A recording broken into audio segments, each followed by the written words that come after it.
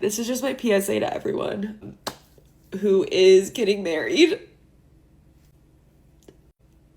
Take it from me, and as much as you think that your marriage is forever and your relationship with them is forever, please draft a prenup and have your future husband or wife sign that prenup. Because getting divorced really fucking sucks. It's really expensive. This would have all been avoided if I had a prenup going into the marriage. So learn from my mistakes and listen to what they tell you and sign the prenup. When a woman says that, it's because she couldn't manage to leave that man out on the street. But I have to give her credit for one thing. The person you marry can become your worst enemy down the line. So always sign a prenup so you don't end up regretting it later. That's how bad the regret is for the women in this video over their divorce. But first, don't forget to like, subscribe, and comment because your support means a lot to us. Now then, let's get into it. I think you should fight for your marriage, especially if you have kids. I think that you should fight for your marriage. And I know that I'm not really one to talk because I am divorced. And I know that I'm going to get all kinds of crazy comments, but y'all, with the Lord, He can redeem, He can restore anything. Anything. And I know the comments, he cheated, she cheated. We're just not in love anymore. We don't have anything in common, y'all. Whenever it comes to your relationship with God and the covenant that was formed whenever you and your spouse came together, the Lord can realign you. If you are walking away from a marriage, it just means that you're no longer in alignment, and maybe you haven't been in alignment in a long time. But it's going to be difficult. And my stepdad, told me whenever I was going through my divorce, choose your hard. And he said it's going to be hard to fight and stay and go through all of the mess and heal, but it's going to be difficult. It's going to be hard if you choose to get a divorce. And what sparked this is I don't have my daughter. She's on her dad's time right now, and I miss her. It's an ache in the entirety of my body, and it's not fair. A parent should not have to miss their child. And I hate it. I hate it. And that's why I'm here saying this. Go to church, get involved in church, start seeking the Lord, worry about yourself, focus on healing, getting to know yourself, figuring out what's going on, because it takes two to get a divorce.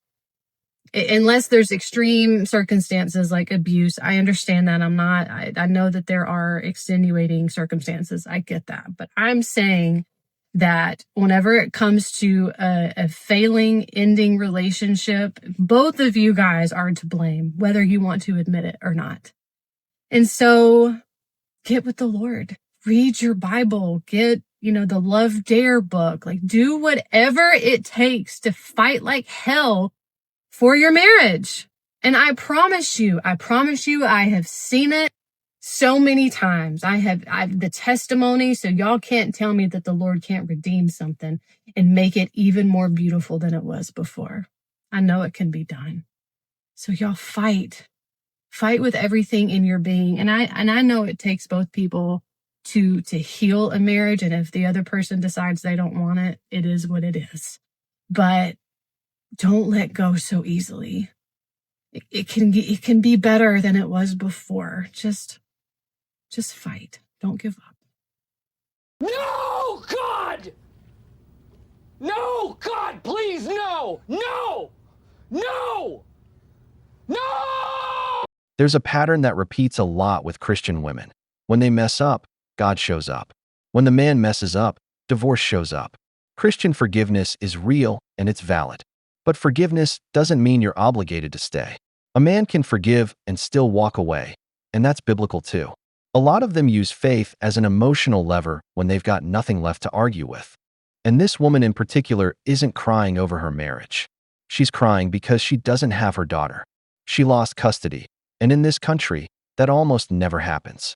For a judge to take custody away from a mother, something very serious had to go down. Regret that shows up after you've already lost, not before, isn't regret. It's damage control. People think the hardest part about getting divorced is leaving. In fact, what comes after is much harder. 3 things I wish I knew before I got divorced. Financial life will change more than you think.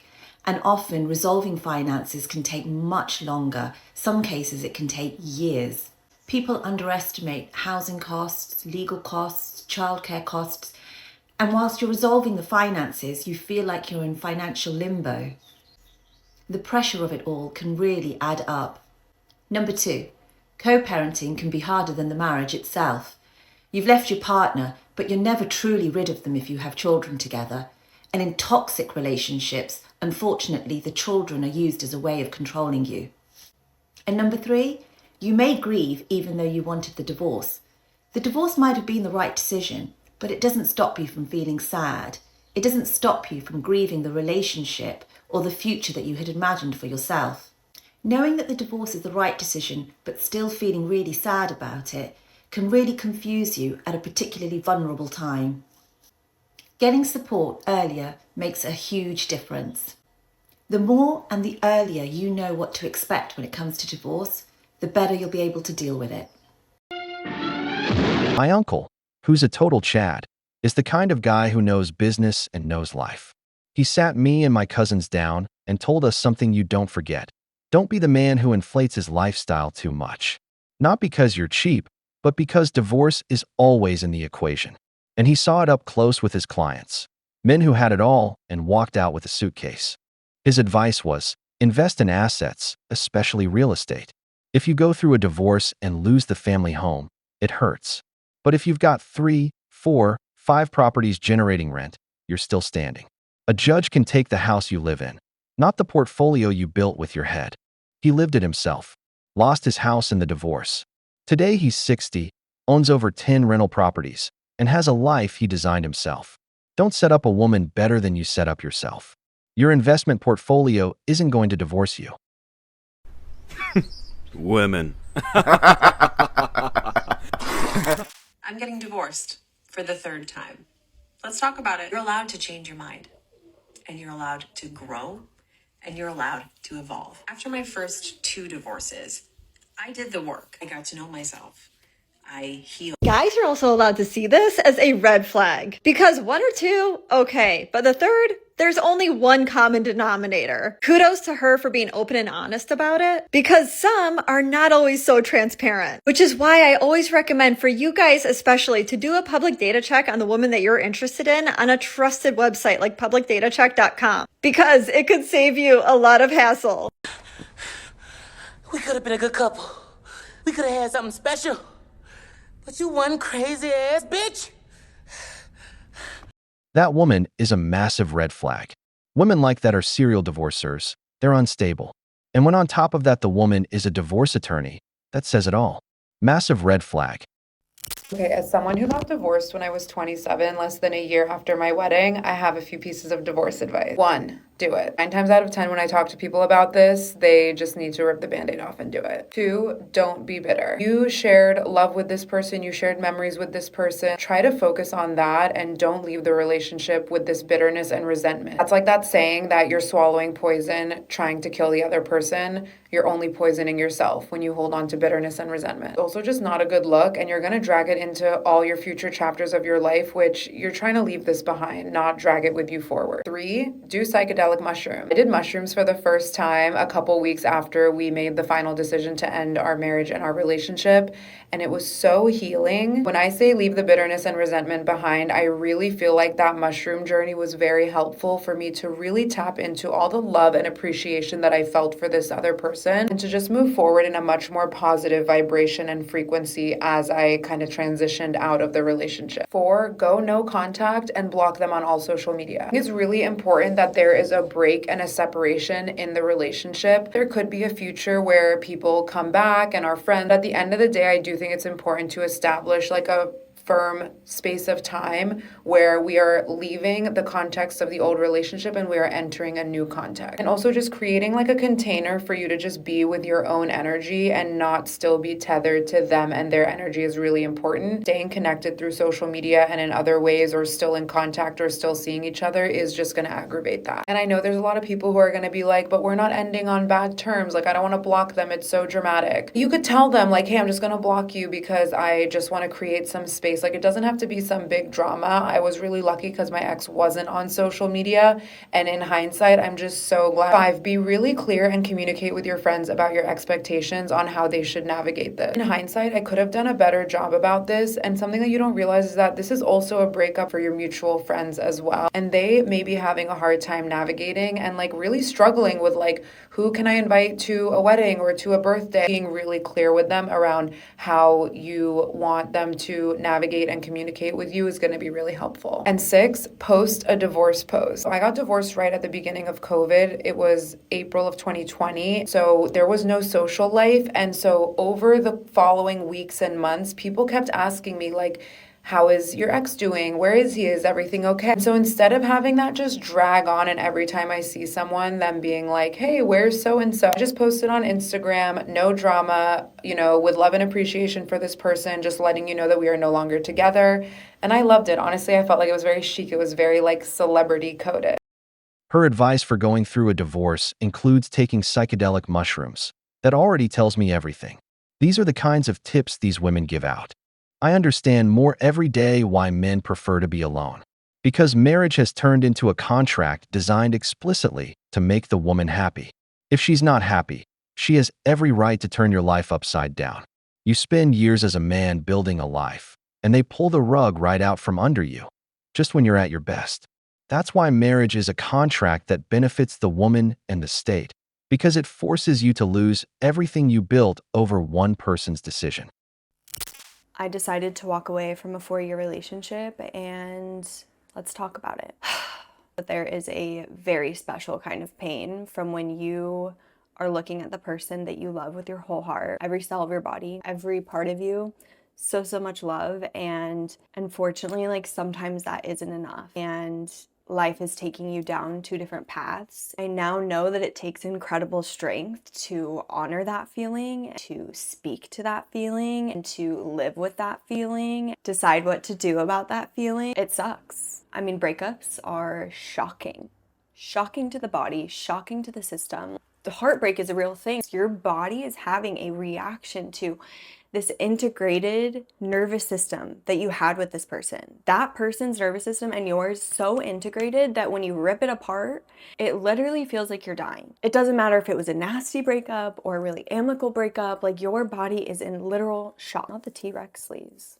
I'm tired of going on social media and seeing all of the highlight reels of being human, all of the expansions and none of the contractions. But in reality, like the contractions are where the magic happens. That's where you transform, you transmute, you change. The second that something isn't aligning for you anymore, the quicker you can get behind change because of that, and the quicker you can befriend that change and get excited about that change and honor that change and welcome that change, your whole life will just arrive at your front door. It's these moments, I'm like emotional because it's these moments that shine light on who you're meant to be in the world. I immediately just jumped into doing like Vlogmas with you guys, and I didn't want to hide. Even though my life was really messy at that point, I didn't want to hide. I think that why social media has become such a big part of our lives is because it's supposed to make you feel less alone. It is supposed to make you feel less alone. But yes, I did go through a breakup, and yes, it totally sucked. I think people always want this big, crazy story about like what happened and who did what. At the end of the day,